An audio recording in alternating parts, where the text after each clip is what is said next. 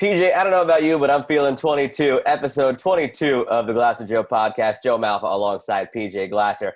PJ, we got a ton of NBA we're going to cover, all with our guests today. You're going to notice a little location change, a little color change here for me if you're watching on YouTube. We recorded the interview a couple days ago when I was at the beach. I got my color here. But You did. Nice little tan. NBA talk later, but let's start out the gates with some MLB. We started off last week's episode kind of giving a live update of Game 5 that it was of Rays Astros and how the Astros walked it off, kept it alive.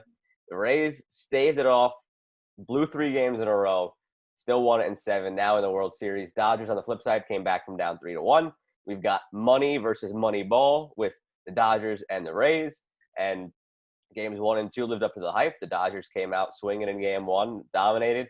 Game 2, some question marks as to why they started Gonsolin over Buehler, but still a close game in the end, and now it does set them up to have Buehler in Game 3 and then in a high-leverage Game 7 situation. Right.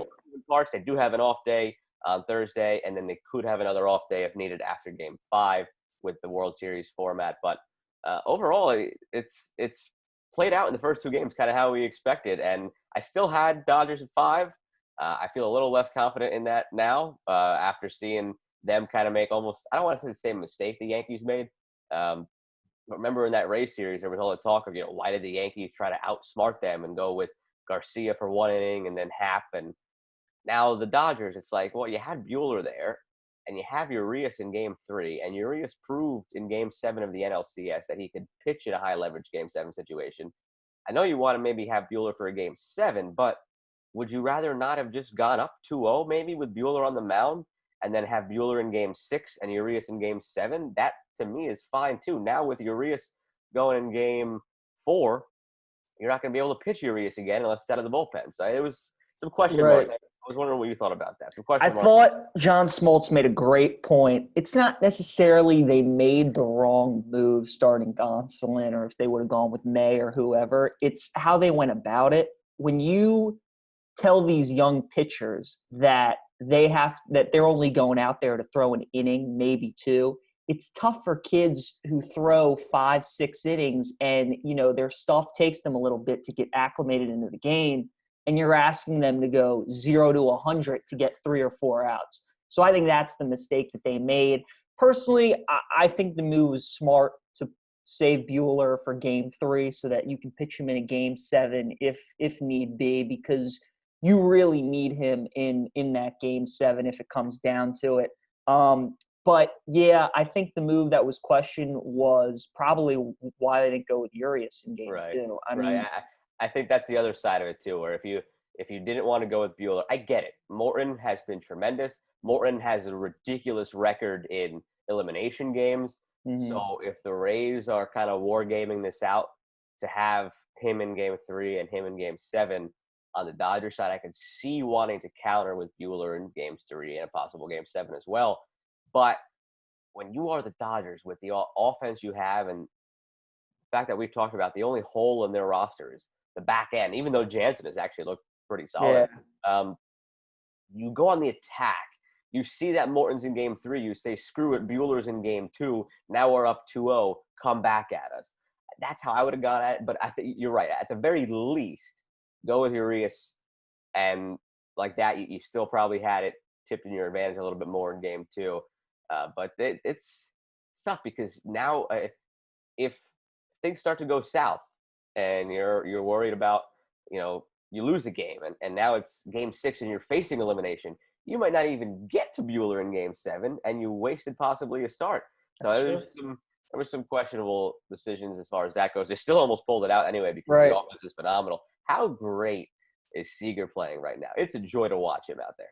He was my pick for MVP to start. I think he kind of gets lost in the shuffle because of how much attention Betts gets and Bellinger gets and Turner and Muncy. And Seager's kind of just that guy in the 2-hole that bats after Mookie and he bats before Turner. But and he was hurt all of last year, so you see how important he is when he's healthy and he's clicking.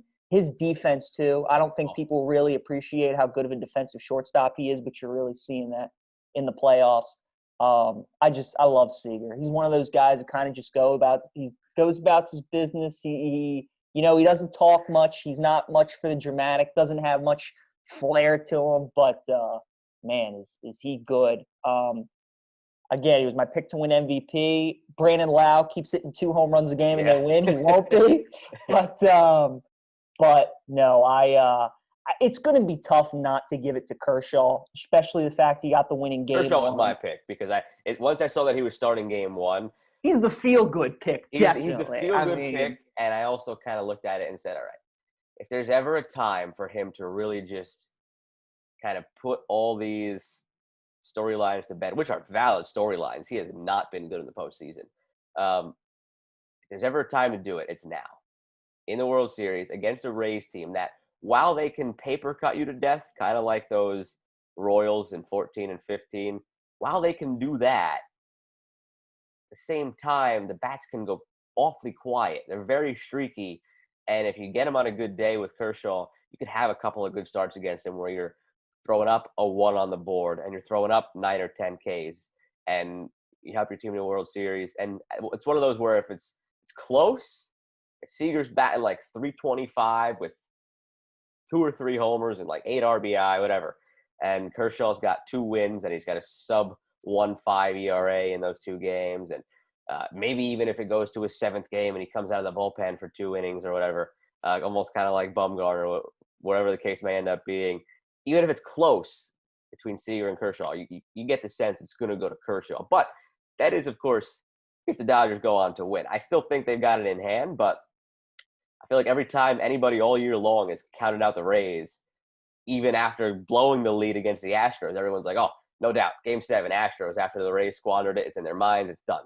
They come out and they dominate in Game 7. Tampa, yeah, they don't make it easy on themselves. They don't sweep anybody other than the Blue Jays really in the first wild card series. But I had Dodgers in 6 to start. When we did our predictions at the very beginning, I had Dodgers Rays. I had Dodgers in 6, so I'm sticking to it. I will say this though, the Dodgers really hit Glasnow well, a fastball pitcher who throws 100, and then they struggled last night with Snell, who's got a lot of off-speed stuff. Morton's that same kind of pitcher. Mm-hmm. So they get a day off today on Thursday. We'll see if they can adjust. They got their guy Walker Buehler out on the mound, so they got to feel good about that.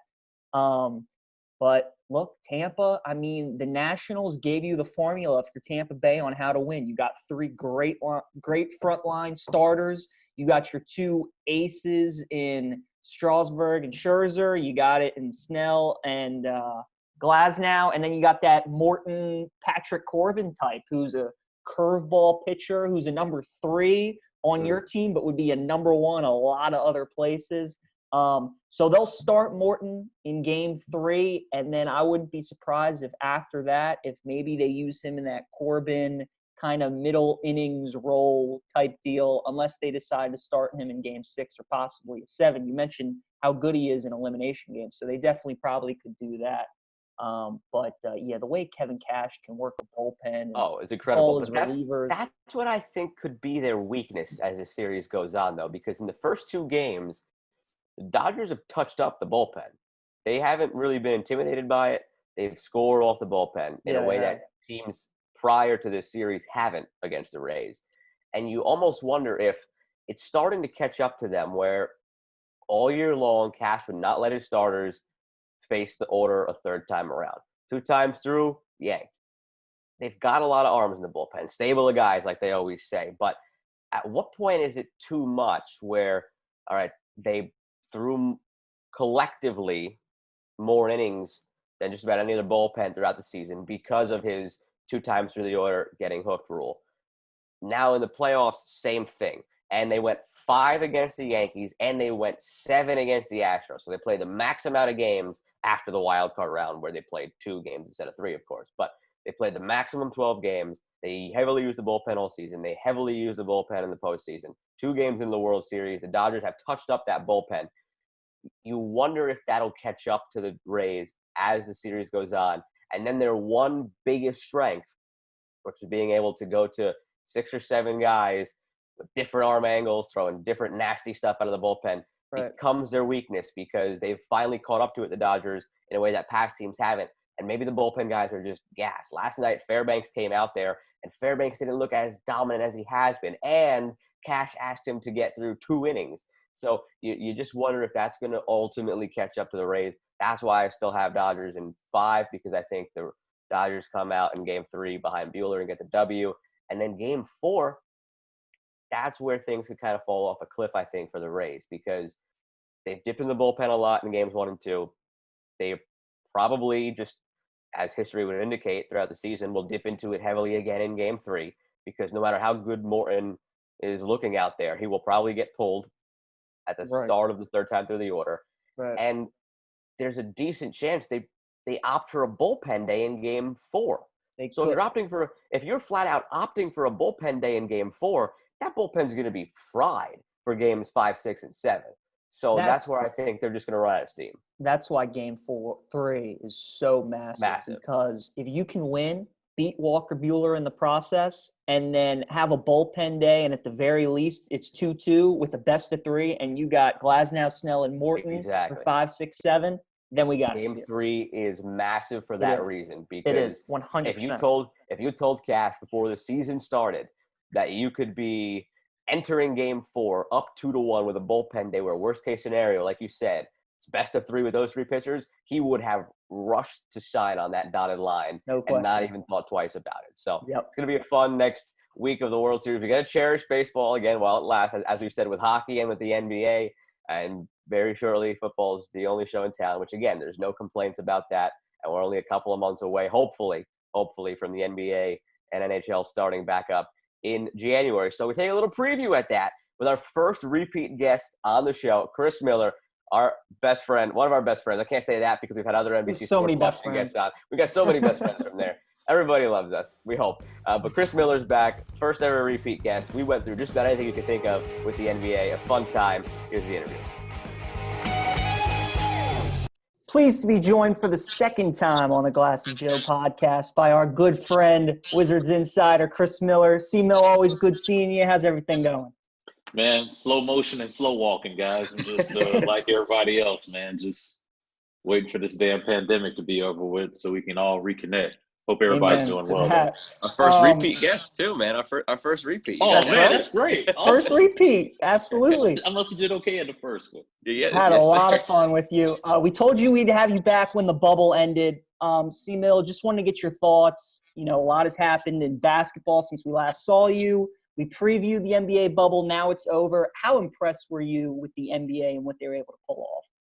You know, obviously they were the first league to shut their doors on March the 11th. And I think they had been in a leadership role since, in terms of how to handle entertaining fans while doing it in a safe manner with the bubble. I commend NBA Commissioner Adam Silver, who even admitted he wasn't a fan of the bubble when first approached by it. So for him to kind of reverse course and to see that, yeah, it could work, you commend his leadership. But I give a lot of credit to the players and the coaches who sacrificed, you know, time with their family. You know, if I was asked to do it, I wouldn't have done it. So I have a lot of respect for those guys to go down there and do that.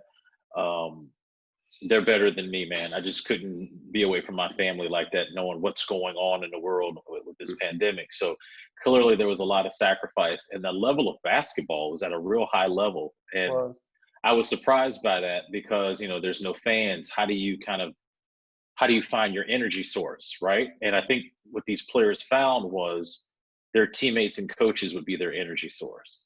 And it kind of reminded me, we talked about it being like AAU. It really was kind of like that feel of you're down there with your brothers and, you know, it's you against the world. So I commend the league for being mentally tough enough to go through it. There's also the civil unrest and some of the social injustice messages that the players put out there that should be commended also. So I think they were able to accomplish 2 things at once. And I just wish more people would have watched. And I understand because of some people's thoughts on players talking about things outside of sports probably irritated some. And the calendar in which they were playing is just not your typical NBA calendar. But, you know, for hoop heads like us, we really appreciated that a champion was crowned. Mm-hmm. I think there should be an asterisk next to it, not in a negative way, but in a way of the most mentally tough team that was healthy at the right time won the championship. And you commend LeBron and Anthony Davis and all those players from the Lakers for being the most mentally tough team down there. So absolutely. I mean, Go ahead, nothing about this was easy. I mean, it's neutral court, mano a mano, best on best, and that's why you probably saw what the Nuggets were able to do twice with the comebacks, because they didn't have to fly back out to Utah or fly back out to LA, and it's best on best and the best one. So it was a lot of fun to see that. It's a great point you make with the benches too, because usually you see guys standing up maybe with like 5 minutes to go in the fourth quarter, or if somebody makes a big three or a highlight dunk. But really throughout the bubble, I mean, if guys were making buckets, dudes were standing up, waving the towel, all that kind of stuff. Now you mentioned the Lakers obviously winning the title. Outside of them simply having LeBron and Anthony Davis, what do you think was the biggest factor that they ended up winning the title? The smartest basketball player maybe in the history of the league, Rajon Rondo. I mean, I won't disrespect him because he doesn't like being called playoff Rondo, but damn, there is something to be said about the mental part of the game. And guys, I think that has been, I've covered this league for so long, I feel like the real separator of greatness is what you can do between your ears. Everybody's athletic. Everybody in the league is athletic, from the 15th man. I mean, listen, I've seen some of these coaches with the bad knees coach and playing in some of these practices are really athletic, even at their old age. So the athleticism is a prerequisite to get to the NBA. You have to be the elite of the elite. But the ones that use their minds are the ones that are able to take their game to another level. And you just think about what Rondo was able to do. When you get into the NBA playoffs, it's really about what you do in the half court. Very rarely are you really able to get the ball up, push it, and dunk it. Very rare. Your fast break points clearly come down. But Rondo knows your plays. And I heard him because there were no fans in there. If you guys really listen to those games, Absolutely, he's calling out other team sets. And he's literally telling guys behind him where the offense was going. And that resonates to me because at every level of basketball, I've always been basketball attracted to really smart players. When they just know your stuff, think about what that does for the opposition. And I think the most important part of the Lakers winning that championship, besides obviously 35-year-old 17th in the league LeBron, was the mental makeup of Rajon Rondo. Can you remember a time when two teammates on the same team have had that much basketball IQ, LeBron and Rondo? Like, have there ever been two teammates on the same team that have just been that intellectually advanced on the same team? And they played for the Lakers in the 80s, and their names were Magic Johnson and Kareem Abdul-Jabbar. I mean, Abdul-Jabbar was on the latter part of his career, but yet Magic knew exactly left elbow, right hand, sky hook. Left block, right hand, sky hook. And Magic just – it's amazing to me. Like, you know, we always talk about the GOAT. Who's the GOAT? Who's the GOAT, right? But I see so much of LeBron's game and Magic's, right? Mm-hmm. And just the smart intellectual way in which they go about the game. They're playing chess. Everybody else is playing checkers. Now, there's been a lot of talk about the Lakers wanting to add some more pieces, whether it's Beal, your boy, whether it's D Rose, whether it's Chris Paul. So many names out there. Do you think they need to get that piece, or do you think as is they've got a chance to repeat? Oh, they got to definitely add pieces, because as from one year to another, teams are making adjustments. Now they got to go catch the Lakers. What are the Lakers doing? So, guys, remember when Golden State was in their dynasty, and I still think they're going to be really good when they come back together, right? Yeah. But what made them different than everybody else? They had two of the greatest shooters in the world on their team. And they changed the game because everybody had to figure out, oh my God, we got to stop Steph and Clay from 30 feet. Okay, they're going small ball. Okay, let's go small ball. And then Daryl Morey took it to another level with the worst concept of basketball ever in the history of basketball, in my opinion. So now, how are teams going to adjust to the Lakers? We got to go get some size. Man, they are parading out, you know, multiple 7-footers. AD, LeBron can play any position that he wants. So now teams are going to have to adjust to the champs. Well, who are those teams? Denver's big, right? There's not really a lot of teams that can match up to the Lakers right now. So they're going to catch the Lakers. Well, I think the Lakers would be smart with Rob Pelinka leading the way now is to figure out, okay, who's that next piece that if we lose KCP or if we decide we want to trade Kuzma to get this, or we just go into free agency, who's that next piece?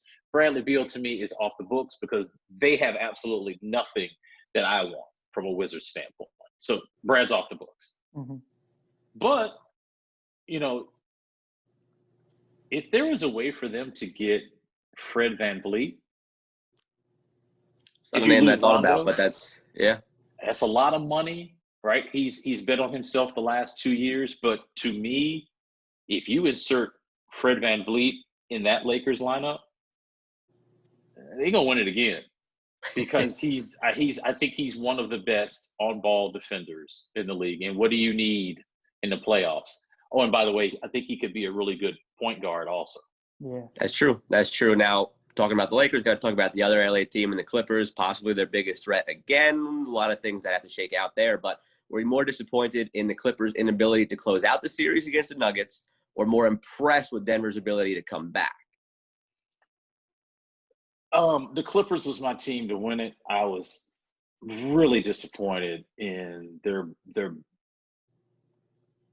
lack of engagement in the bubble. I mean, their talent got them to that point. The talent level just got them to a situation where, they could, potentially get to the Western Conference Finals. The problem is when you blow a 3-1 lead, and we're starting to see this in multiple sports, the Braves, it just happened to the Braves. When you blow a 3-1 lead, that is a psychological gut punch. And then you come to find out that the Clippers that were on the team last year might not be feeling those two stars that came in. They thought, obviously Kawhi might have got preferential treatment on not playing every night, blah, blah, blah. So when that stuff starts coming out of your locker room, you're like, uh-oh, there's drama in LA, which is no surprise. There's always a lot of drama in LA, right? But when you lose a 3-1 lead, that's tough. And then look what happened. Doc leaves. Now Doc has lost 3 different 3-1 series. The most of any coach. Yeah, so that's on his resume. As much as we talk about him winning the championship in Boston, the next sentence should be, yeah, but he's blown 3 3-1 leads. So he's off to Philly. Good luck with that. But I was more disappointed with the Clippers. I mean, too much talent. I thought they had the 2 best two-way players in the league. I saw Jordan and Pippen in this instance where Doc could have, when Scottie and Mike were at their best, end of the first quarter, Scottie would start the second quarter with the second unit, and then Mike would come in, and you could, Phil Jackson would maneuver how to play Scottie and Mike together, how to play them with second units. That way you always had your superstar out there. But for some reason, Kawhi and PG, Doc could really never figure out that mix. And I think that's what cost them. Because you think about it, in a series with the Lakers, you could switch off on LeBron with both of them. And even Marcus Morris to a certain point. So I like that matchup, but they couldn't even get to. And on that note, do you think, before we continue with the rest of the things we wanted to get to, do you think Ty Lue is the answer? What were your thoughts on that kind of dynamic of getting rid of Doc, promoting Ty Lue, and how that impacts the Clippers next year? I think Ty Lue is a good coach. I think the way he managed his relationship with LeBron in Cleveland was noteworthy because, he could tell LeBron, hey, yo, go be LeBron. Stop waiting around for everybody else. So Ty Lue kind of had that kind of panache with players. But with this Kawhi guy,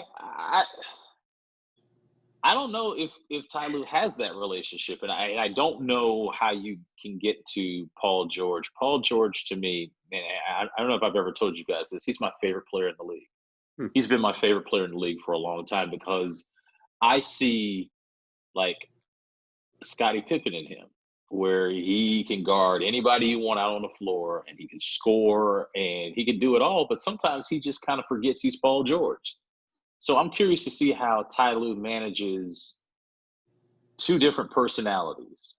Oh, and by the way, they still have, those pieces that were there before those guys got there, which ultimately ended up being an issue with that group. I don't know what the alternative would have been, but Tyloo, I'm real curious to see how that works out. You've talked about a little bit, just the West as a whole next year. Golden State's going to be healthy. Steph and Clay coming back. They're going to, get a great draft pick. The Mavericks are going to be a problem. Luka's front runner, probably MVP. He's here. Hey, guys, forget the he's coming. No, Luka's here. He's here, and he is my early favorite to win MVP next season. Okay. Okay. Nice. We were going to ask you about that later on, so that's interesting. I'll give you some more detail later. Later on. Denver, Houston, but are the Clippers, are they still the team that you look at and you're like, that's the team that would give the Lakers the most problems? No. Not anymore. No. Okay. Hopefully they can get their stuff together, but as you guys said, there's so many other players that want to, go to the party. I will never sleep on those Splash Brothers, and they've heard the noise. They've got the third best odds for the title. They've heard that they might be Steph, Clay, Draymond. They've got pieces. They're going to get a high draft pick. I hope they get Wiseman, because I think adding Wiseman into that 5-unit rim protector, can run the floor, skilled, could be that real stamp of approval, right? Love to see Andrew Wiggins finally show his potential. Denver, I want Jeremy Grant in a Wizards uniform so bad. You guys have no idea, but if he decides to stay there, they could be really good. I think Murray's going to take another step from what we saw in the bubble. In Dallas, the Porzingis part of it concerns me, because another surgery, right? And he's a big man. The lower legs, is starting to really take its toll on him. But Luka is so dynamic. And, what the Clippers did, I think they had to do it. I don't really appreciate it by beating him up. I mean, they literally punked him, right? They just did little things to get under his skin, because they knew if it was talent on talent, hoop on hoop, IQ on IQ, he was getting the best of them. And I think Luka has definitely become, again, my favorite to win MVP next season. But the West is loaded, man. I tell you who ain't going to be there. That's the Houston Rockets. That's done.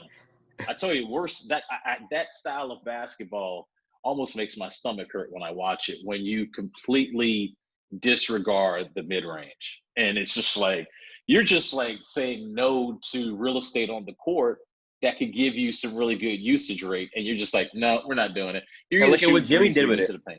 Look at what Jimmy did with it. Jimmy took him to the finals in the mid-range. Thank you. But, the smart people say it's a bad shot. So it's going to be interesting to see what they do. They obviously need a new coach, a new GM. So do they go forward with that kind of thought process, or do they just completely start over? Now, Joe and I were talking about this on our podcast months ago, the Phoenix Suns, how great of a surprise they were. And for basketball people like us, we knew what Devin Booker was capable of. But I feel like the casual sports fan kind of saw how special he is. Do you think that Phoenix could be a sneaky playoff team maybe next year, 7-8 seed kind of deal? Yes. My only thing with Phoenix is, can they stop people? True. I think they have enough offense. Aiden, I think, will take another step. Kelly Oubre, man. See, when you guys asked me, he should have never left, man. To this day, I'm still like, why did they trade him? Oubre is there. I mean, they've got Devin Booker, to me, is a bigger, younger version of Brad. Like, could absolutely get off the bus and give you a 40-piece. The defensive end, I think he can do it. I think he could be a really good two-way player because of his size. What's the point guard situation going to look like with them? I love Monty Williams. I've always loved Monty and his approach to the games, defense first, no questions asked. I think they could sneak in there. Boy, I tell you what would be interesting to watch. Let's just say Golden State goes back to being Golden State. Can you imagine a first-round matchup, Phoenix-Golden State? Over-unders at like Hey. 250 for those games. Something Yeah, like first that. to 250. I mean, that'd be a lot of scoring in those games. Well, there's going to be a lot of intrigue out west. I mean, we talk about the Suns as a possible 7 or 8 seed, but that's without even mentioning teams like the Grizzlies, Spurs, Kings, all teams who were there. Yep. So plenty And of I love intrigue the in the Grizzlies. west. They're my favorite young team in the league. Love the Grizzlies. A lot of talent. A lot of Brandon talent. Clark, But, John Morant, they've got some pieces over there. They got a good future. But switching east, now before we get to the teams and the players, a few coaching changes, obviously, out east. Between Billy Donovan of the Bulls, Doc of the Sixers, and Nash to the Nets, which one do you kind of have your eye on the most? I think Donovan's the kind of which one's not like the other here, but let's get your take on all three. Steve Nash.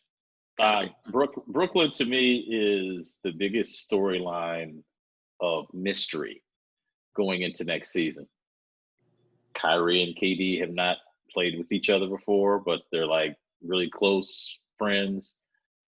You know what it reminds me of, guys? I hope it doesn't end this way. It reminds me of the Clippers last year. Remember, Brooklyn was a playoff team.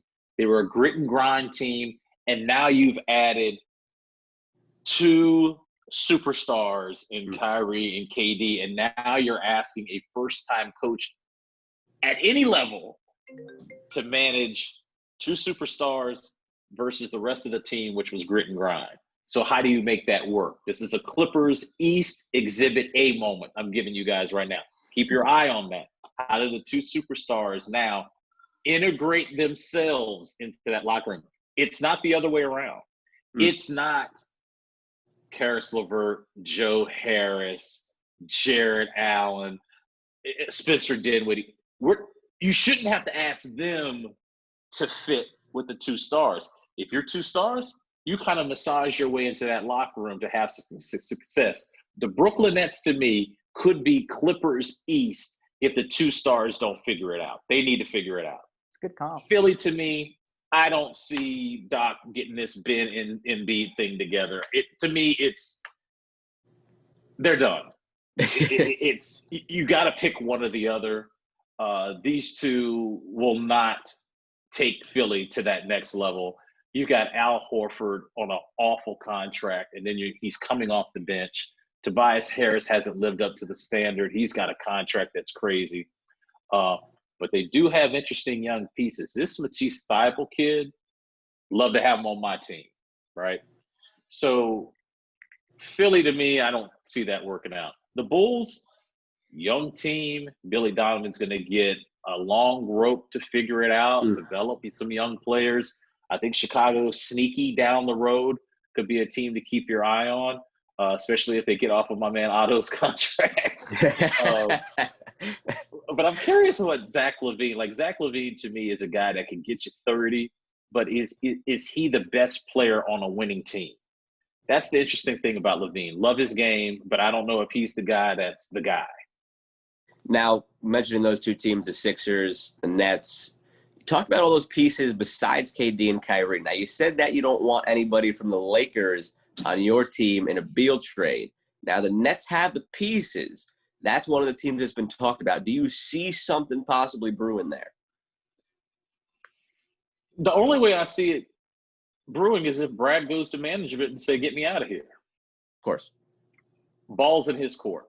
See, this is the thing when we keep talking about Beal moving on to other teams, Miami, now I'm hearing Milwaukee, both LA teams. If I'm management, I'm not moving him. He's our best player. Yeah. What? No, we got John coming back.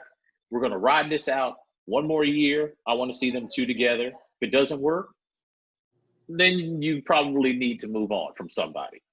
But why would you put all of this together with the notion of we want to bring them back one more run to see if we can get over the top? If I'm moving Brad, it's because he told me he wanted to leave. Now, if he says that, then if I'm Tommy, I'm picking up the phone and I'm calling and I'm getting the best deal possible. And maybe one of the best deals could be Brooklyn. Because if you think about it, we like Karis LeVert. I like Joe Harris. I really like Jared Allen.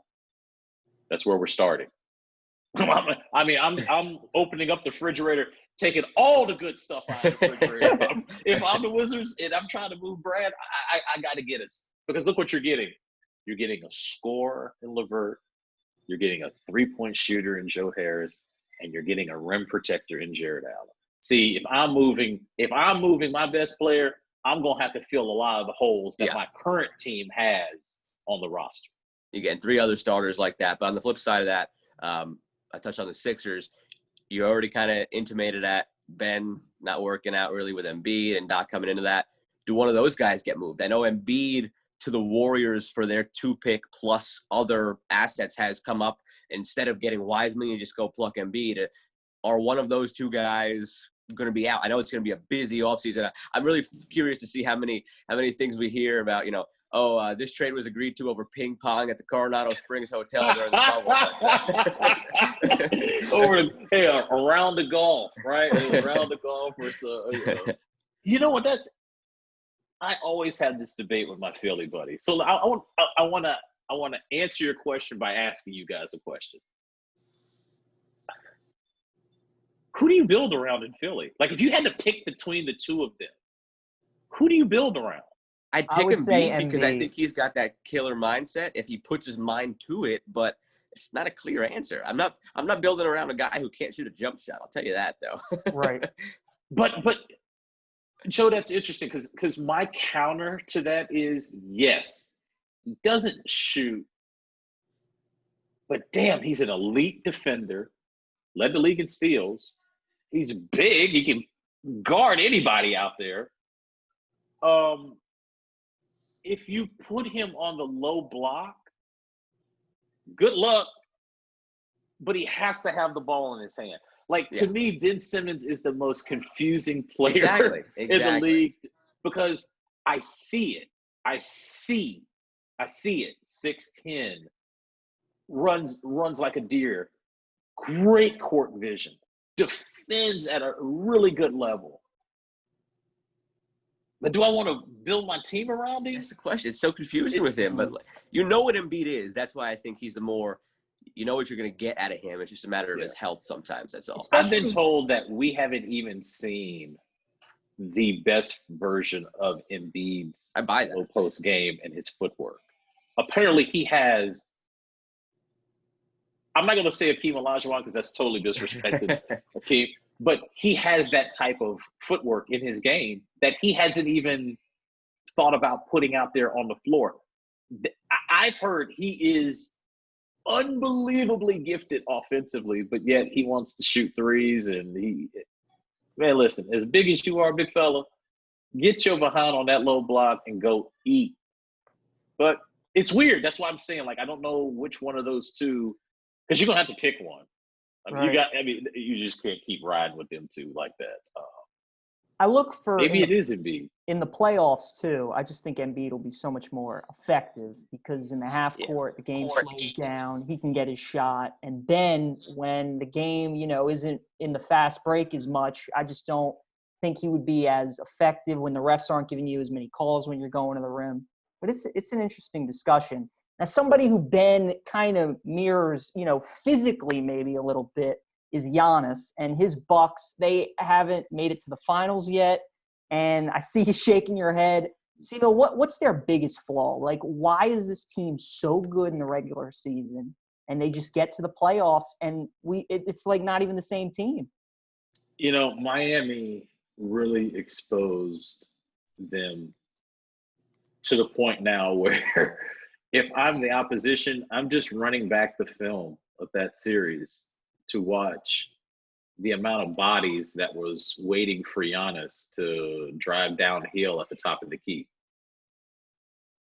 Every time he tried to drive down the top of the key, who was waiting for him? Elbows and boxes, man. They were just waiting for him. Hands out, legs in there. They were rating. Zoned up, waiting for him. And then this Milwaukee team that was so amazing in the regular season for hitting 3-point shots, diverse roster, can do it all. Their margin of victory was double digits in the regular season. They were getting everybody out of there, right? They were like Golden State a couple years ago, third quarter of death.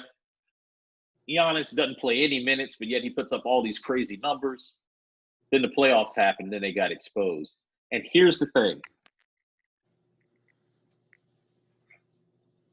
If Milwaukee wanted Bradley Beal and you made a trade, this should tell you how flawed the Bucks are.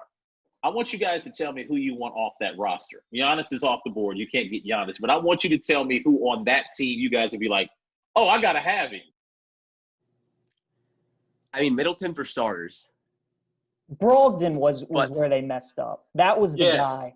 That was their Van Fleet type. They needed him, and you saw how much they – I mean, I guess Lopez – after Middleton, though. How big he is and how much he can shoot.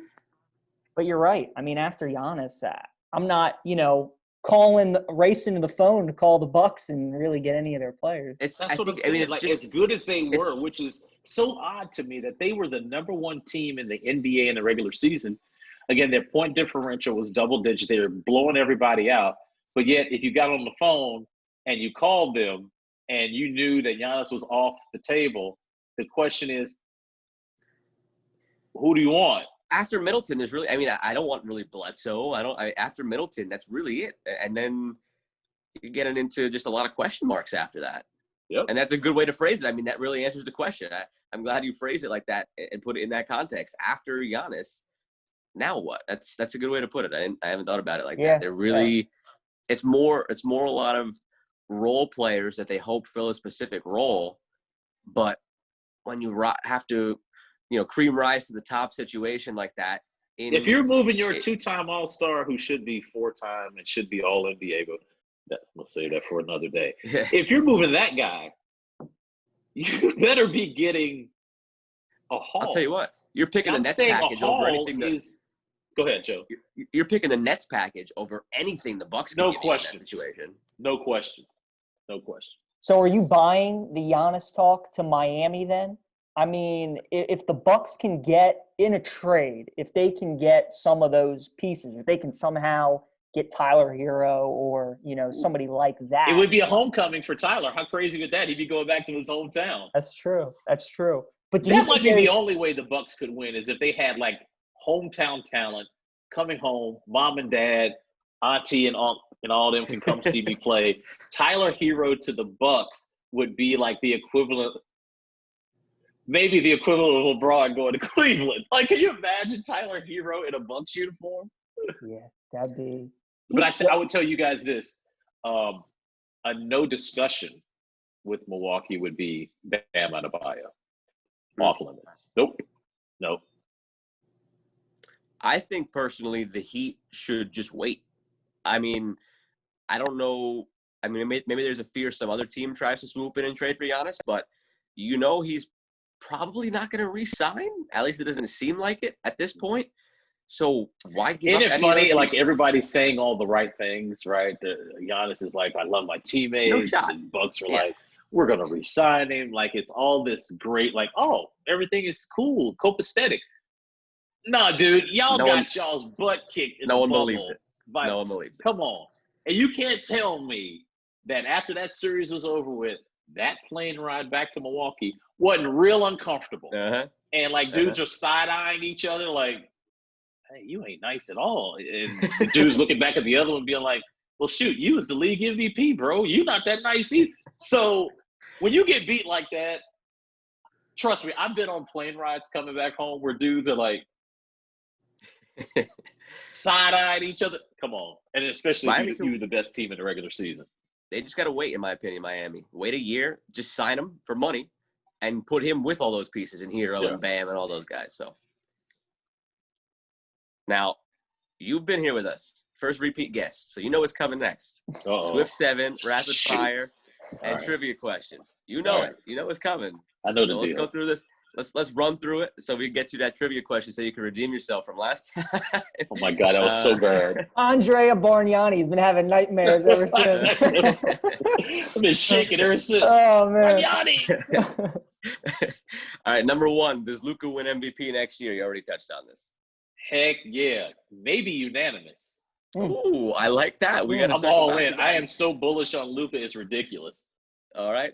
Number 2, over under 1.5 more titles for LeBron.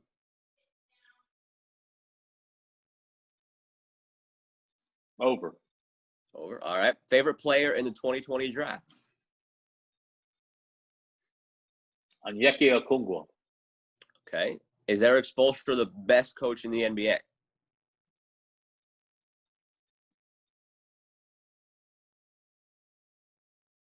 Yes. Is it close?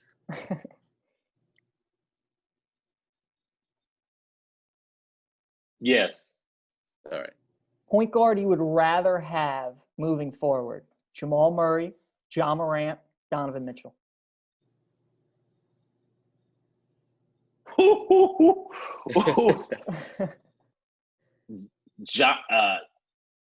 Jamal Murray, John Morant, or Donovan Mitchell. I don't consider Donovan Mitchell a point guard, so I'll take him off. I would say John Morant. More pressure on them to win a title next season: the Bucks or the Clippers?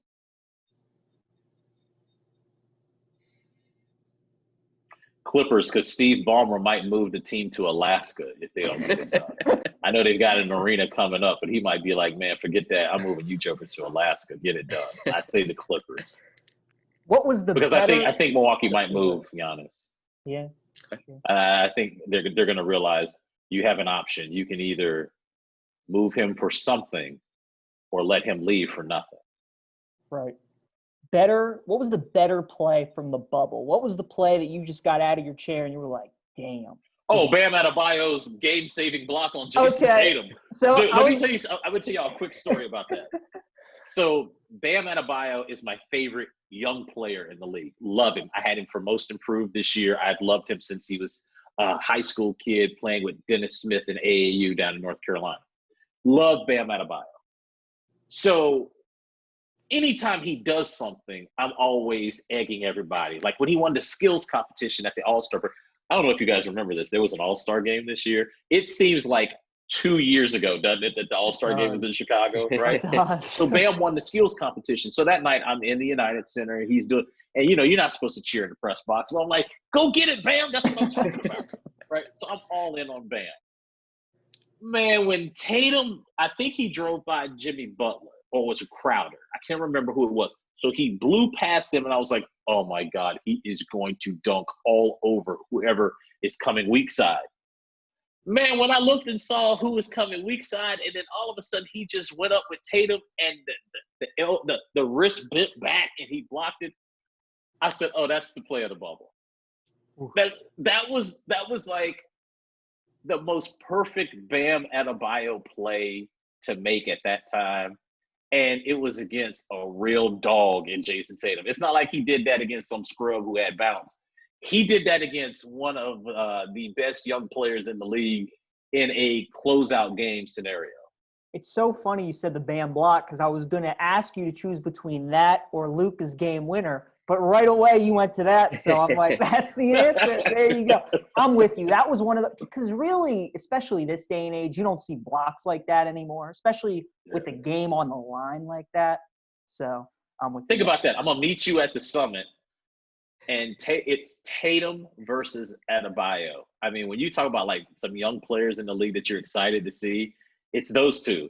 And it was two bulls, man, just locking horns. And it was such a great play. It was. All right, C-Mill. So you know what's coming next, the trivia question. All right. We got, I mean, Joe, you think it's a pretty good question? I like it. I think it's a pretty good personally. One. I only got one of the two. It's Bargnani. Not Bargnani. All right. So LeBron became the third player in NBA history to win 4 or more titles and win at least one with 3 different teams. So we got 2 with Miami, 1 with Cleveland, 1 with the Lakers. There are only 2 other players that also have 4 or more titles and have won 1 title with 3 different teams. Can you name us those 2 players? And these aren't dudes from like the 50s or the 60s. These are 90s and then early 2000s guys. Remember, 3 strikes, 90 seconds. Wait, so say it again. So they've won at least 4 titles. Correct. At least 4 titles, and then they've won at least 1 with 3 different teams. Robert Horry is 1, That's correct? There's two. There's one more, right? There's one more. Yeah. Yep.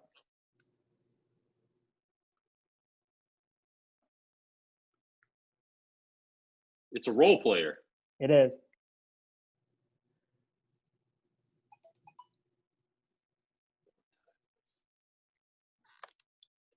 Okay, give me a hint. I need a lifeline. Pistons, Bulls, Lakers were the teams. Oh, John Sally. There you go. Sally, well done. I needed that lifeline.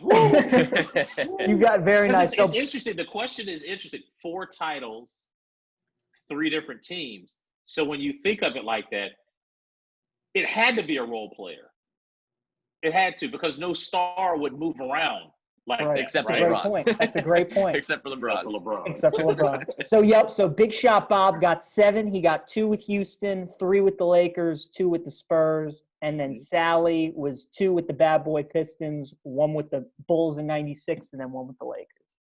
So nicely done. Appreciate that lifeline. Avenge yourself. Well, with the trivia. hey, you're 1-1. You're 1-1. 1-1, baby. Season gets closer, when the NBA season gets closer to starting, whether it's New Year's, whether it's MLK Day, whatever it is, you gotta go. You gotta take the rubber match and go 2-1. I'm just gonna say Bargnani and I'm gonna win. So I don't care. There you go. C-Mill, real quick before we let you go, we do have the draft coming up next month. I know you're following the draft closely. Wizards sitting there at number 9. You said you liked Onyeka. Is there another guy, if he falls to number 9, that you'd like to see the Wizards take a shot at? Okay, so I'm glad you asked me that, PJ, and I just level with me for a second. Go ahead. The reason why I like Okongwu so much is he reminds me of Bam. This is where the NBA bigs are going. 6'9", really athletic. You can run pick and roll with them, dive to the basket. They're catching lobs. Look what Dragic and Adebayo did in the playoffs. I thought their pick and roll game was masterful. I'm so bullish on Okongwu that I would actually call to move up to make sure I procured his services. Wow. All right. So most of the mock drafts that I'm seeing, he's not getting past Detroit at 7. So I'm calling Detroit. And I'm like, listen, I'm willing to give you 9 and one of my young players. You name the young player. And I got to move up to 7 because I have to have him. He's that good for me, guys, because I see what he could look like. I'm just going to read you guys something real quick about this kid. So he's 6'9", 235, 7'2" wingspan. So he's long. He averaged 16 and 8 at USC. The 16 points per game were on 10 field goal attempts. He only got 10 shots a game. He made 6 of them. He shot 72% from the free throw line, 62% from the field. Now, will those numbers, will they equate to the NBA? Maybe, because John Wall's back. He'll play with the best point guard he's ever played in his life, who's going to give him spoon-fed buckets, as John used to say about Gortat. Right? So I'm bullish on Okongwu. But here's what I'm going to do at 37. Ooh. Cassius Stanley. Okay. Cassius Stanley is there at 37. Now, you've got a backup to Beal who's 6'5", super duper athletic that could maybe play some small ball 3. See, I got this draft figured out for the Wizards. You really I got to do. move up to get Okongwu, and I'm praying that Stanley is going to be there at 37. Here's where the Wizards just got better. They got younger and more athletic and explosive. And that's what they need, man. Where the NBA is going. It's where they're going. You got to get me young, athletic, skilled motors, guys with motors. You don't have to motor. You don't need to prop them up on a Tuesday night against Minnesota. They already ready to go. They're ready to go Tuesday night against Minnesota, Saturday night at home when the Lakers come to town. It doesn't matter what night it is. I need them ready to go, motivated, not propped up and got to beg for them to perform. Those days are over for me. I'm tired of seeing. See, you guys got me on my soapbox. Got me angry because I'm just tired of seeing that. I need to get guys who aren't just happy to be in the NBA. I need to get guys who are stupid look like they competitive. belong. Yeah. To the point where, like, you got to bring them back. And I like those two kids. I think your NBC Sports Washington or media days might be behind you. You might have to hop in that Wizards front office. Oh, you got this whole draft figured out. Man, look, during this COVID, I've just been sitting in this office, just watching a lot of film, just going, God, I can't wait to get back to work. They created a monster, guys. If they draft him, do you start him day one at the 4, bring Bertans off the bench? Or how would that look in the rotation? I assume you're moving Rui. Rui's at 3, TB's at 5. So would you have a Kongwu at 4 and then Bertans off the bench? That would be your look? I wouldn't re-sign Bertans. Really? I've seen it before, man. It makes me nervous. It makes me nervous to see a guy who had that type of career year and then you give him a bag. What happens? I'm just nervous. Just call it maybe my like PTSD of watching, guys get bags and then whatever happened to this guy. I'd love to see Jeremy Grant come home. He opted out of his player option, which means he's probably going to go get a bag. And, come on home, man. Bertans to me he's a good dude, like him. It's just, as Wizards fans, you guys should understand like how I feel about like, sure. Oh, wait a minute. Somebody got some extra money. Like, how is he going to perform? And yes, I understand the other argument about, dude, he's going to play with John. See, there's so many of them. It's not just Otto. There's such a laundry list. Yamahimi.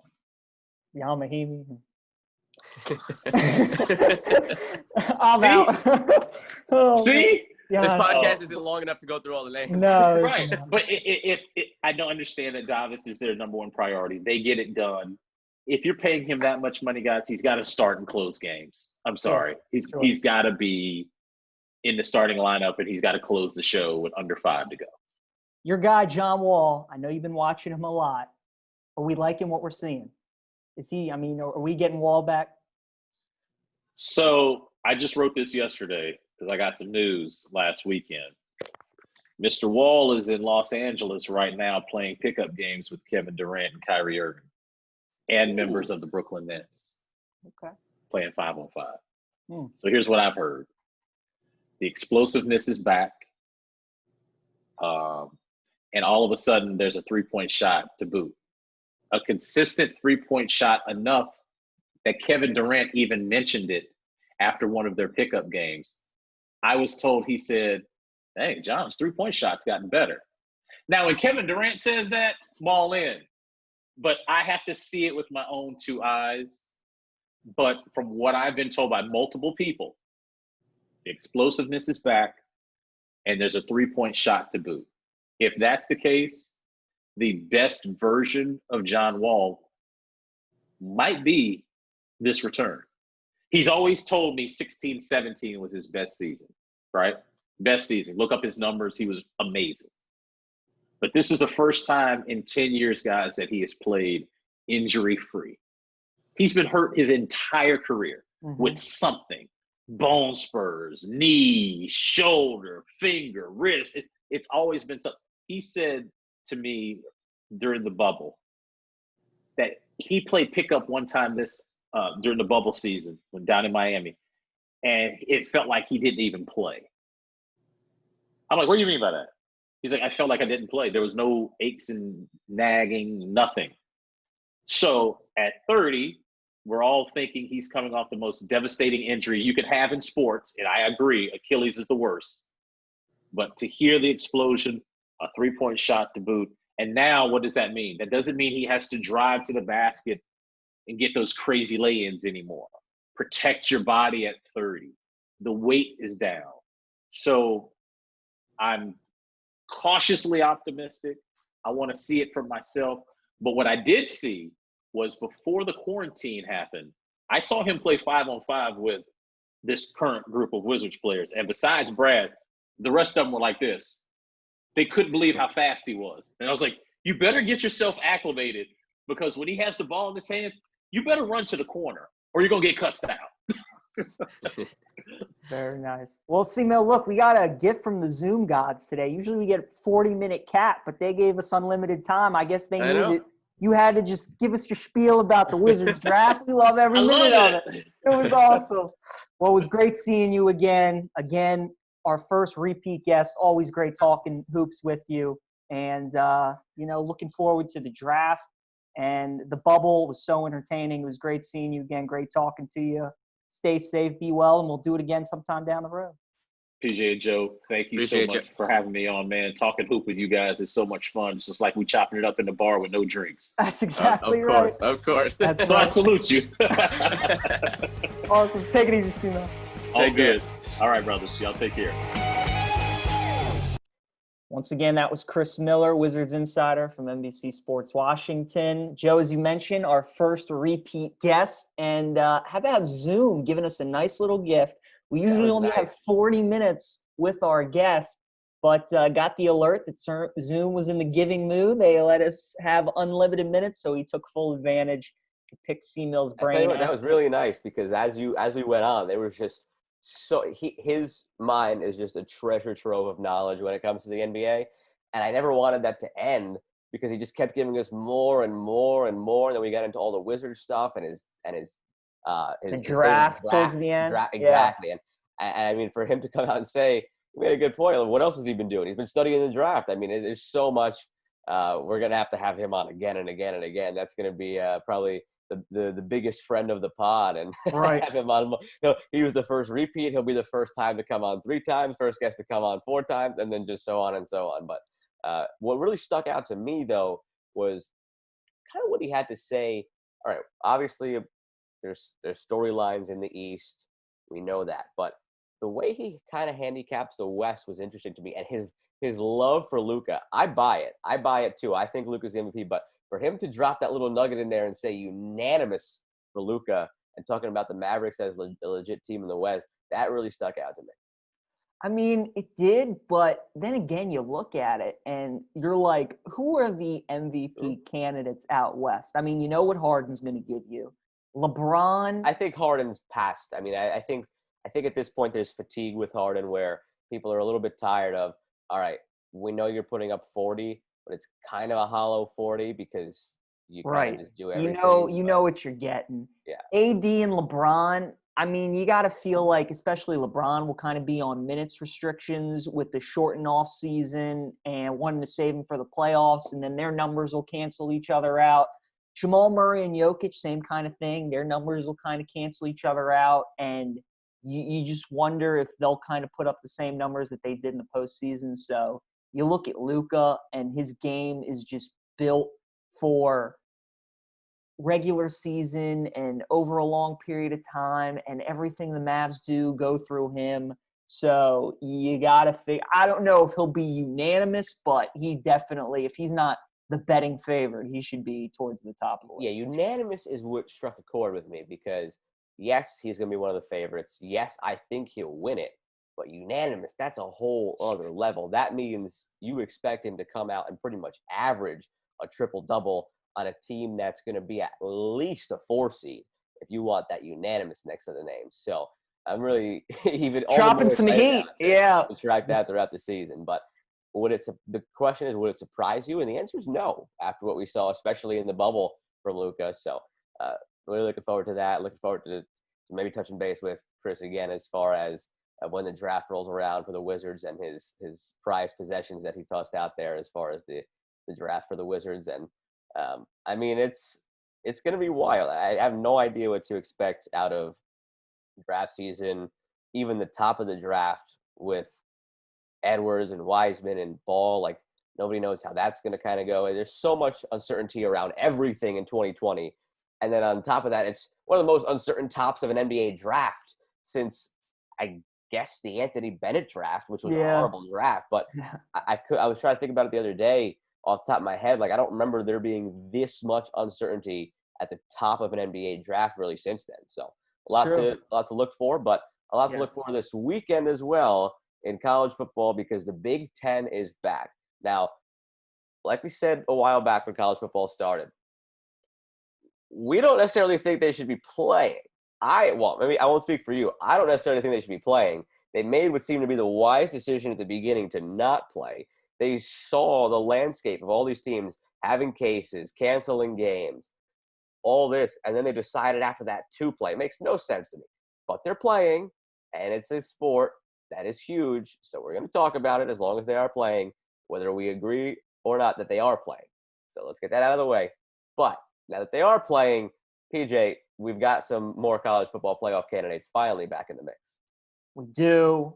Ohio State is the front runner in the Big Ten. They play Nebraska this week. Should be, smooth sailing for the Buckeyes. Total destruction in that game. People obviously know that Justin Fields is their quarterback, but Trey Sermon, transfer from Oklahoma. Ohio State always has those good running backs, and I don't know if he's quite J.K. Dobbins, but he's pretty damn good, so there won't be much of a drop-off. He's got plenty of weapons on offense. The defense will always be loaded. Travis Thomas, though, last week made an interesting point about the jury is still out on Ryan Day because he still has a lot of Urban's players. He still has a lot of Urban's players as well this year, but just down the road, it'll be interesting to see if he can keep Ohio State at a top-tier team. After that, the Big Ten is such a crapshoot, right? Is this Michigan's year? Who the hell knows? There's been a lot of great talk about this quarterback that they have, Milton, that Harbaugh and the staff loves. PJ Fleck's been watching him on tape, and he's like, this kid is the real deal. Minnesota, I would love if Rashad Bateman wasn't sitting out, their star receiver. They do have Tanner Morgan back, who's the quarterback. That's the marquee game of the weekend is Michigan-Minnesota. And then Penn State. James Franklin's teams, it seems like they're right there. They're ready to break the door open, but they just can't get over the Ohio State hurdle. They can't. They did win the Big Ten East that one year, but they got left out over Washington, which personally I thought was wrong. Mm-hmm. But, those are really the teams you look at. Wisconsin, obviously, you know what you're going to get out of Wisconsin, right? They're going to be – now there's 8 games this season. So they're probably going to be 7-1, maybe 8-0. They're going to be right there. But, Joe, after those teams, you got teams normally like Iowa and Michigan State that sometimes will be in the mold, but I just don't think they're as good as they normally are this year. To me, the Big Ten's really Ohio State and the rest of the pack. Maybe Penn State gives them a run. But I was just going to say, I think Penn State gives them a run, and they play right away Halloween weekend. So they do, yeah, you next will week. know immediately as far as which of those teams is going to be the team that rises to the occasion and is your favorite to make the college football playoff out of the Big Ten. But there's a lot of talent, and it's going to be really interesting to see how that kind of goes. I don't know that I trust going with James Franklin or Ryan Day. I don't know that I trust either of them yet. They've both giving you reason for doubt. And I think when it comes down to it, the talent of Ohio State probably wins out. And this year, as far as not knowing what home fields are going to look like, and the advantages in the Big Ten, and there's just so much uncertainty that I don't feel confident in anointing Ohio State in the way that everybody does. But it just comes down to they're the most talented team in that conference. And the Big 12 has already cannibalized itself. And so unless Iowa State runs the table, nobody's coming into the playoff. Or Oklahoma State. And they play this week. Yes, That's a big game. Exactly. So one of those two teams could come out of it. Right. In the SEC, Bama's coming out of it. Mm-hmm. A one-loss Georgia, if they stay one-loss, could come out of it. The Pac-12 is going to get totally laughed at. There's no shot anybody from the Pac-12 is getting in the playoff. Too short of a season. They're looked at as an afterthought anyway. Notre Dame, how do they fare as they get into an ACC schedule? I don't know. Clemson, of course, is there. So you really look at the Big Ten to at least give you one team. It's just there's just no way I could confidently say that Ohio State comes out of it and threatens a Clemson or threatens a Bama. Like there's besides the whole Ryan Day thing, and I just don't know that this year with all the uncertainty around it, with how they stopped and started camp. And I got friends who still work at Maryland, and they've said it's just been so weird, started, stopped, started, all the protocols. And the big thing that I wanted to touch on is with 2 epidemiologists as leaders of schools in the Big Ten, their protocols are insanely stringent in a good way. But the impact that could have on the games, it just leaves the door open to so much uncertainty. Nick Saban seems like it ended up being a false positive because he continued to test negative and he was allowed to coach. The Big Ten's rules indicate if you test positive, period, done, 3 weeks, you could test negative 10 days in a row to essentially prove that was a false positive. Doesn't matter. If you have one positive test, 3 weeks on the shelf, period. So even if it's a false positive, Ohio State, knock on wood, hopefully not, could be without Justin Fields for 3 weeks. And in a 7-8 week season, you're done. So I can't really say much with certainty about the Big Ten. All things being equal, you lean Ohio State. I think Penn State could certainly give them a game. Minnesota, certainly a team to watch. PJ Fleck's his whole mindset of, row the boat and next man up and all that. I think of all the teams that are out there in the Big Ten that are built around a mentality and they're a true team and unit as opposed to just talent, that's Minnesota. So in a year that could have a lot of turns, I think Minnesota can come out looking pretty solid, get to that Big Ten title game, and then anything goes in that Big Ten title game. So it's going to be fun to watch. I'm glad it's back. I'm afraid it's back because, if anything goes south, they're just going to be a punching bag for the entire country because, like I said earlier, people are going to look at it and say, well, you guys did make the right choice initially of not playing, and then you decided to play. So anything that happens, you asked for it. So you just hope that everything works out fine. But and they've given all we can do every themselves time is watch the games, I guess. Yeah, they've given themselves no room for error too, like we've talked about. They're trying to play 8 games in 8 weeks, so hopefully they get it in. I think too, Joe, in a shortened season like this, Ohio State has such an advantage because with minimal games, they have so much hype from the off season that if they look half of what people are expecting them to look like and go 8-0, then they're 1,000% in the college football playoff. Even if one loss, maybe to Penn State, if they get into the Big Ten title game and win, they're still probably in. Of course. So that would be the only thing. But, glad Big Ten now, football back. PJ, as we transition to best bets in the NFL, I got the alert on my phone. You're going to be happy if you haven't looked at your phone yet. From one shade of purple to another, the Ravens have traded for Yannick Ngakoue, a 3rd rounder, and a conditional 2022 5th rounder. So Yannick Ngakoue back to Maryland, grew up in Bowie, Maryland, and now will be back with the Ravens. Schefter says they've been trying to acquire him multiple times in recent months, and now they finally got their guy. So there you go. React to that live on our recording. Well, Joe, much like how Daryl Morey and the Rockets talked about how they were almost obsessed with beating the Warriors and everything they do was trying to beat the Warriors, I think you're looking at what the Ravens are trying to do, and it's all about beating the Chiefs. Mm-hmm. They know they built their team. It was all about beating the Patriots years and years ago, and how are we going to beat New England? And now it's all about beating the Chiefs. And I think Wink Martindale, Eric DeCosta, the GM, and that whole staff is like, we cannot blitz Patrick Mahomes. And the way we got to defend him is we got to rush 4, sometimes even 3. So now you've gone out and gotten Calais Campbell in the offseason. You got Matt Judon on a franchise tender, and now you went and got Ngakoue. You have probably the best secondary in football with Marlon Peters. So they are trying to build this team to hang with the Chiefs, and Ngakoue is another part of that puzzle. And honestly, not only the Chiefs. I mean, you look at Pittsburgh and what they're doing with their receivers. The Titans, obviously, you got to stop Henry, but Tannehill's showing that he is no kind of slouch. Josh Allen has definitely improved as a passer this year. They have Diggs. So the teams in the AFC, especially Kansas City, you got to shut down their passing game. And I think Ngakoue, that move definitely is towards that. But, wow, that is a surprising news. I thought maybe they'd go out and get another receiver.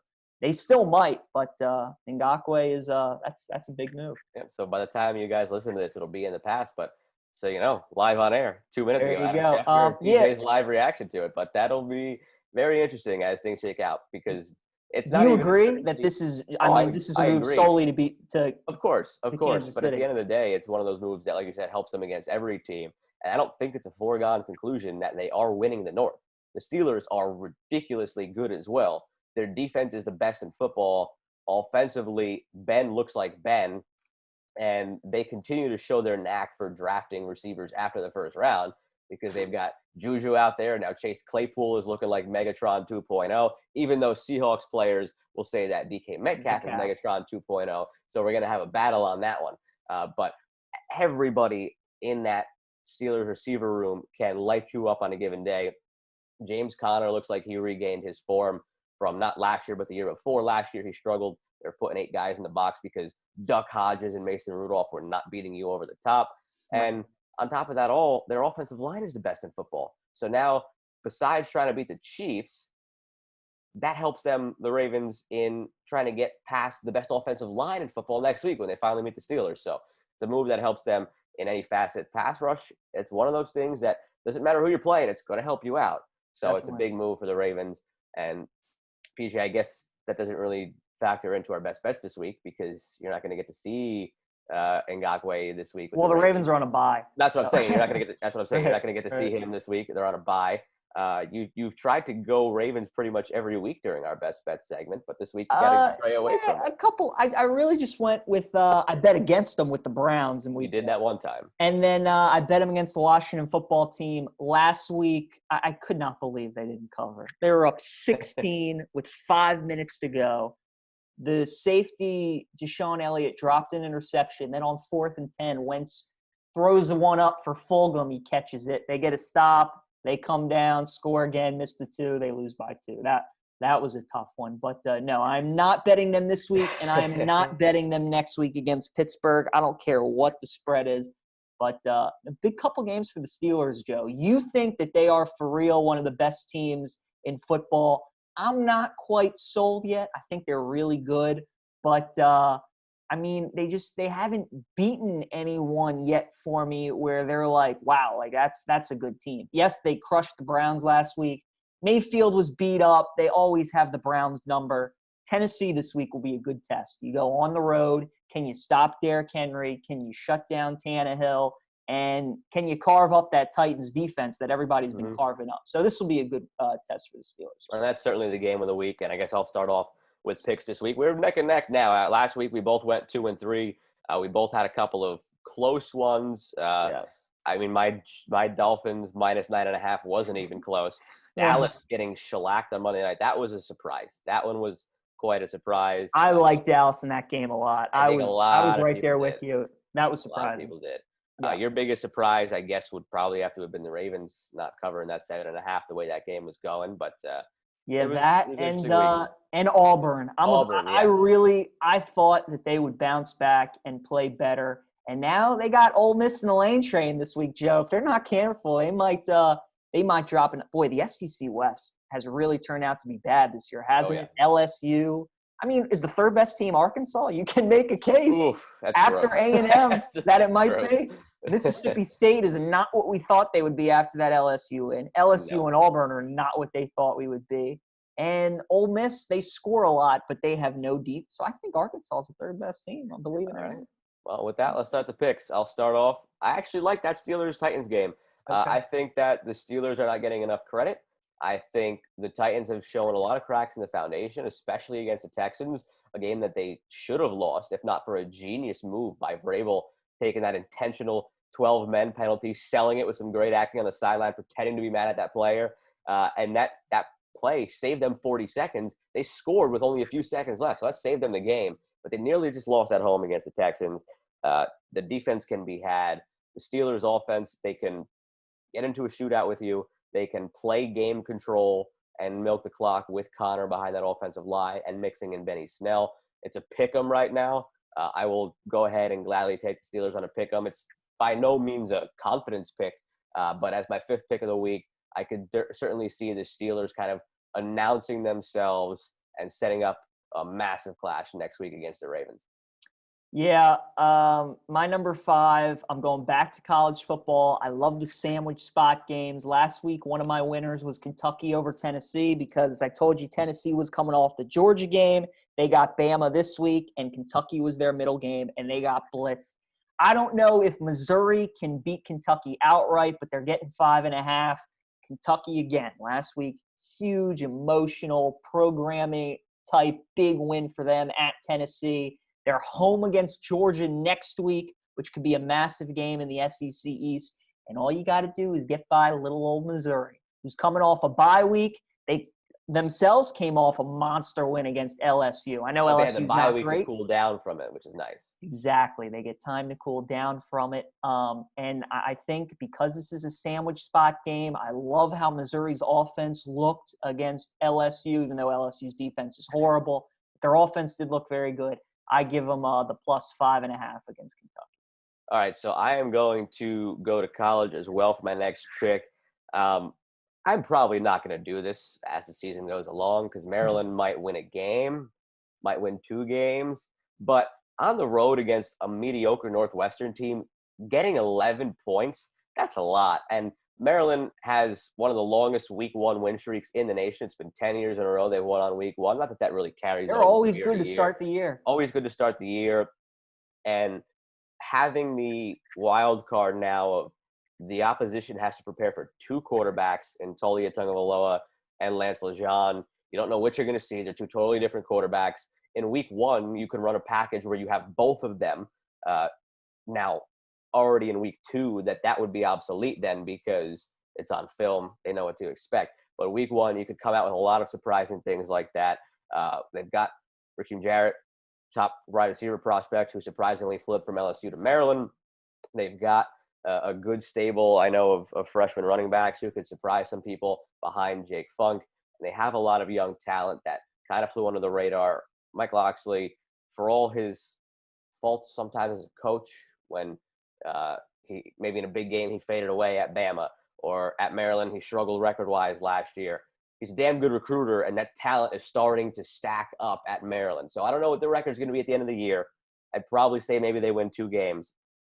I think there's a chance they win outright if you want to put a little sprinkle on that at +320. But I'm just going to take them with the 11 points in a good spot here. I think we will see 3 or 4 weeks from now that in hindsight, this spread probably should have been about 4 or 5.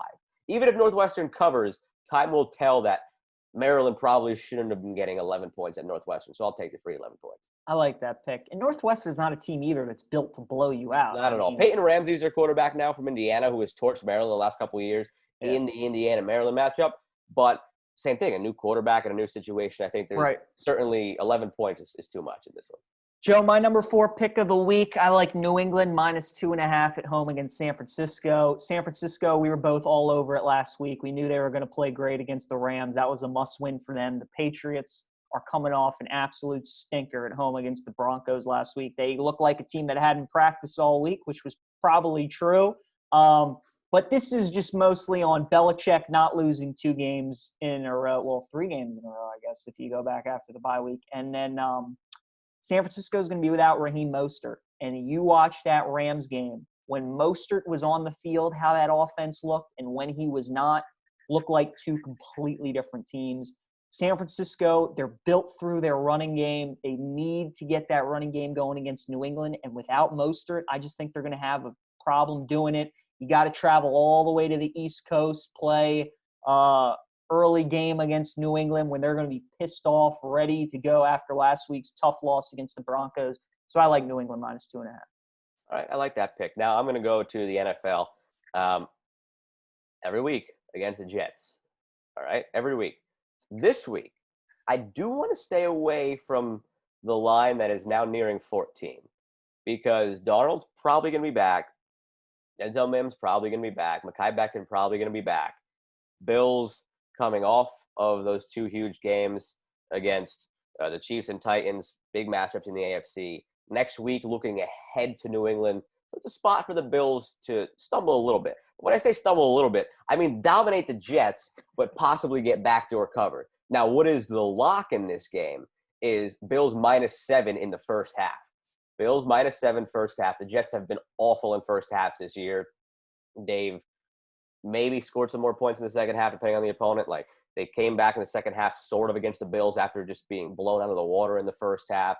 The closest they've been at halftime all year was 4 points down against the Broncos on Thursday night. And that was because of a late field goal in the half.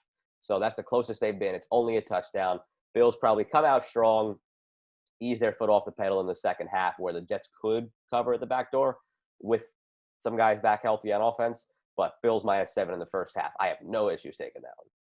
That's good. My number 3, Joe, it worries me a little bit just because of how much this line is moving. But my rule is that when a team gets just embarrassed at home and they go on the road the next week, you got to bet them. So I'm going with Dallas. Right now, it's a pick 'em, so just money line against Washington. It's tough. I hate the fact that even though this division is such booty, the fact that everybody is still on the Cowboys to win the NFC East. They're still the pick kind of. Them and the Eagles, really. We got a big Thursday night game tonight between the Giants and the Eagles. But I don't know. I just think Dallas gets the ship right. They're going to run Zeke. Washington's offense has not been great, so that'll definitely help out the Dallas defense.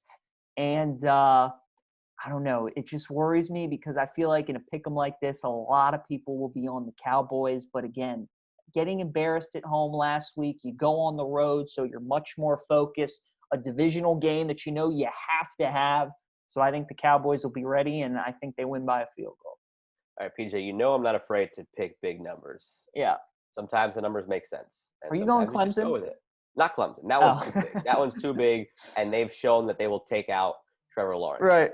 I'm going Ohio State minus 26 against Nebraska because I think Nebraska is awful. I think Ohio State, in a condensed, shortened season for them, they don't have the luxury to, like I was saying, maybe with the Bills in the second half against the Jets. Ohio State this year is not going to have that luxury to take the foot off the gas in the second half. They need to kill every team to leave no doubt that in a shortened season, they deserve to be in the playoff. And if they do stumble against Penn State, but rally and still make the Big Ten title game and win the Big Ten title, they want to be able to say that even with one loss, well, we've totally blown out everybody else. We stumbled in one game, but we should be in the playoff. So I think when it's 17, it's going to become 24 and become 31, and they're just going to pile on. This game, to me, screams something like 49-17 Ohio State. The 26 doesn't really scare me. When I was waiting for this line to come out, as long as it was this side of 4 touchdowns, I was going to be on Ohio State, and it's 2 points this side of 4 touchdowns, minus 26. Take Ohio State. I'm staying in the Big Ten with my number 2 pick. I'm going to Indiana plus 6.5 against Penn State. All right. There's a reason Vegas is putting that 6.5 out there so that the normal person can go, Penn State, number 8 team in the country. All they got to do is win by a touchdown. Absolutely. Well, we mentioned already they got Ohio State coming up next week. You don't think there's a look ahead from Penn State? Because I sure as hell do. And Indiana, look, they're a tough team. They always play tough. They're still searching for that big win, though, in their program. I don't know if they necessarily win, but plus 6.5, that line just seems a little stinky with the number 18 team in the country. And again, we think Penn State's a really good team, but we haven't seen them play yet. So I think week 1 in the Big Ten is a great week to take underdogs just because you talked about Maryland with the value against Northwestern. Indiana, I'm just trusting Vegas on this one with the number. I took Texas A&M at the same number against Florida a couple weeks ago at this number. I'm taking Indiana again, plus 6.5. All right, my last pick of the week. You mentioned you're not, in this case, it's not embarrassed at home going on the road, but still embarrassed last week. Chance to redeem themselves this week. The Packers got killed by the Bucs last week off of a bye. They're on the road again against the Texans. They're only giving 3 points, which seems fishy and almost scared me away. But I went back to what I was saying early in the season when I was talking right out of the gates about the Bills against the Jets. And that game had the reverse line movement in the Bills against the Jets. There's some games you just got to look at and say, all right, Team A is significantly better than Team B here. The Packers are significantly better than the Texans. They're coming off of getting embarrassed in the national spot on Fox at 4 o'clock against a big conference opponent that could come back to bite them when it comes to seeding in the playoffs. Yeah. The Texans, they've only won 1 game. They've competed in every game. But the Packers have been in total control of the games they've won. And I think this is a good get-right game for them. I don't really see much – I want to say I don't really see much trouble here. But again, why is the line only 3 is the question mark. But I feel fine taking the Packers minus 3. I don't think they lose 2 in a row. And if they win, you got to think it's going to be by at least a field goal. It's not going to be one of these crazy 1 or 2 point games, which is a scoreline that happens so rarely. Right. So if they're going to win, which I think they will, 3 points shouldn't be a problem. So I'll take the Packers in this game. All right, and then my number one, I got Jacksonville +8 against the Chargers, and this is just because the Chargers aren't capable of blowing anybody out. I mean, they always play close games. Jacksonville has kind of turned into the team that we thought they would be at the start of the season. But you look at them on the road, and they're not as bad as you would think. They played Tennessee really tight week 2. They went on the road against Houston last week. They lost by 16, but they had some chances to really make that game close. And the Texans scored a late touchdown to break that thing open. And, you know, the Chargers are coming off a bye. But again, they're coming off a bye, and they're at home against the Jags. You just wonder if the motivation is there. You know, I feel like they've have so many guys banged up, Joe, and you just wonder if this is a game that they view as, we'll give our guys another week to get healthy.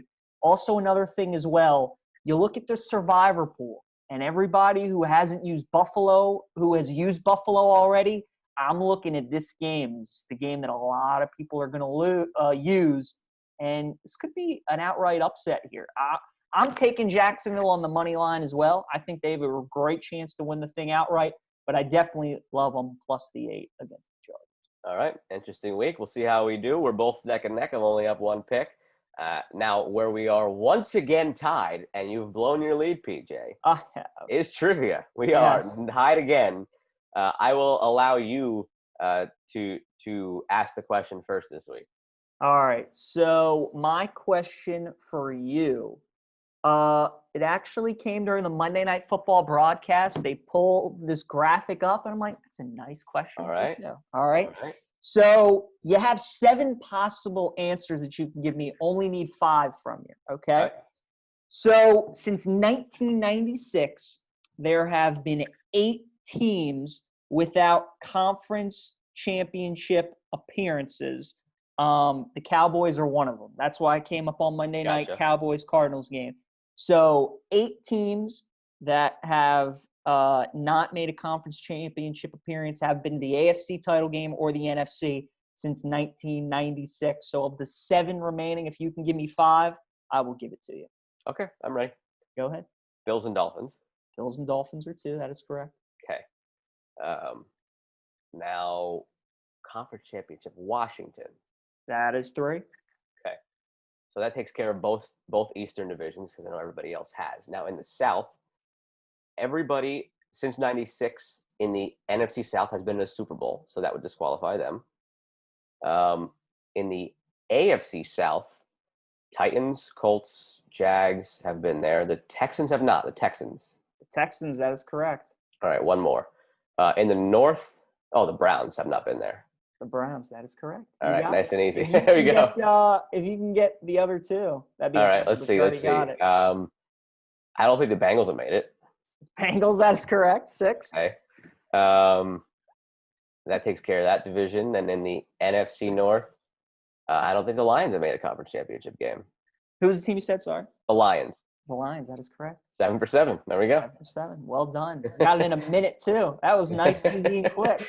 All right. 9.5 for me. 9.5. Well done. All right. PJ, your question, we're going outside the box here. We're switching up format a little bit. Still 90 seconds, 3 strikes. But I want you to, in proper order, that's the key here. Not getting the teams. In proper order. So you could have multiple guesses at the order. In proper order, the current order of ranked Big Ten teams as we get into this week with Big Ten back in action. So I'll tell you there are 1, 2, 3, 4, 5 ranked Big Ten teams. I want you to put them in order, and your time starts now. All right, Ohio State's at the top. Correct. Then we have Penn State number 2. Correct. Then Wisconsin number 3. Correct. And then Michigan 4. Yes. and Minnesota 5. All right, we both gave each other easy ones this Well week. done. All right. Nice. That's the first time in a while we both got them right. So there we go. Yeah, Still tied, with 9.5 time to each. spare. Plenty. That was good. Plenty. Nice. I thought you might have gone ahead and said Michigan State thrown in there, or you might have flip-flopped Minnesota and Michigan, or even Wisconsin and Michigan. But you got it. There you go. Oh, nice. Love it. All right, Joe. So your best bet picks again. I'm writing them down. Ohio State was 26.5. 26 even. 26 even. All right, very nice. And then the Steelers were a pick 'em. Steelers were a pick 'em. Maryland was plus 11. Yep. Bills first half was -7. And then Packers I saw at -3 on the dot. Excellent. That's a good number for the Packers, too. They win by a field goal. That's Push. Yep. Yeah, that is an interesting line. It's kind of like Detroit -3 at Jacksonville last week. That's why I didn't touch it, because I'm like, Detroit's only favored. Now, what I've been doing here and there is I've been actually going ahead to the look-ahead lines for the following week. And I actually the Chiefs-Jets game's already out. Well, that's already out at 22. But I did the look-ahead for this week, and I got Saints. I did a 3-team parlay with the spread. I got Saints -7. That has since I got Saints -6.5. That has since become 7.5. I got Bills -10. That has since become -13. And I got Packers -3, which it still is. So I got actually some good value there. I got a free point on the Saints and 3 free points on the Bills by doing it last week. So if anything offers you look-ahead lines, go ahead and give it a look and see what you can get. I did it a couple weeks ago with the Cardinals against the Jets as well, and got it at 7. I don't remember what it finished at, but I got some free points there too. So something to Real look quick, Chiefs and Jets is at 22 right now. We're still taking the Chiefs. Oh, we're taking this. Like Ohio State, Nebraska for me. As long as it's this side of 4 touchdowns, we're taking the Chiefs. 4 touchdowns is when it becomes too much. Now with Le'Veon on the roster, you got to figure he's scoring at least 2 or 3 times. Kill the Jets. Yes. Oh, they man. will score. I will say this right now. I don't think it's too far-fetched. We'll remember this for when that time comes. The Chiefs will not punt in that game. The Chiefs will not punt against the Jets. Wow. If there's anywhere that offers that prop bet, I will take it. The Chiefs will not punt against the Jets. Wow. And if they do, it's only because it's the fourth quarter and Matt Moore is in the game and they're already up by 5 touchdowns. They will not punt. You know what? I'll put that qualifier in there. The Chiefs will not punt as long as Patrick Mahomes is in that game. I cannot wait for the Chiefs to go 3 and out on their first possession. That will be awesome. Don't count on it, PJ. I wonder if you'll get better money for the Chiefs going 3 and out on their first drive or them not punting the entire game. Now that's interesting. That's interesting. All right. We'll see what happens. Thanks again to Chris Miller for joining us. Joe, we got a great guest next week, NFL player joining us. We're looking forward to that. Episode 23 coming up. As Joe says, we're feeling good about 22. World Series in full swing. We'll see. You still got the Dodgers in 5? Still got the Dodgers at 5. All right, I'm going Dodgers in 6. We'll see what happens. Until then, I'm PJ Glasser. That's Joe Malfa. We'll see you next.